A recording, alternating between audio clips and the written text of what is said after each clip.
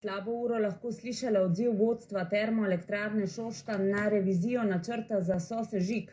Ta bi po ugotovitvah Celjskega inštituta za okolje in prostor, ki ga je najela šoštanjska občina, nesporno škodoval okolju v premogovno obremenjeni pokrajini. Največja težava pri sosežigu odpadkov so težke kovine, piše v poročilu. Ali bodo svetniki tudi že odločali o usodi sosežiga, še ni znano.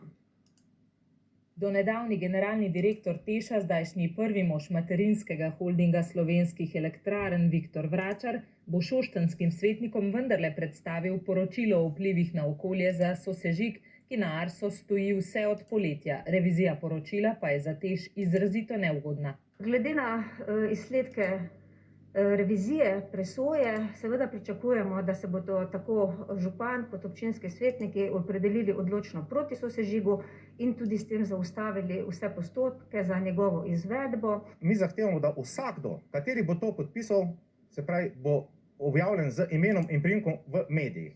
In če bo karkoli še šlo potem narobe, bojo tudi kazensko ovadeni. Okolje se bo ob sosežigu poslabšalo, ne izboljšalo, je jasna avtorica recenzije doktorica Cvetka Ribarič-Lasnik.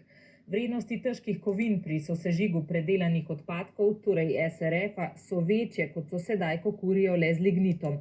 Odgovore Teša čakajo tudi na velenjski občini. Da bomo preko posameznih poslancev postavljali poslanska vprašanja in preko njih poskušali dobiti odgovor. Vodstvo Teša je po objavi recenzije ostro odvrnilo, češ da je zgolj povzela avstrijsko študijo, narejeno na podlagi sosežiga v peticiji, ki ga zdaj sploh ne bo. Pripravljalci presoje vplivov na okolje in dosedanji rezultati pač kažejo na neposlabšanje okoljske slike v Šaleški dolini. Na Tešu pričakujejo predvsem soočenje strokovnih mnenj.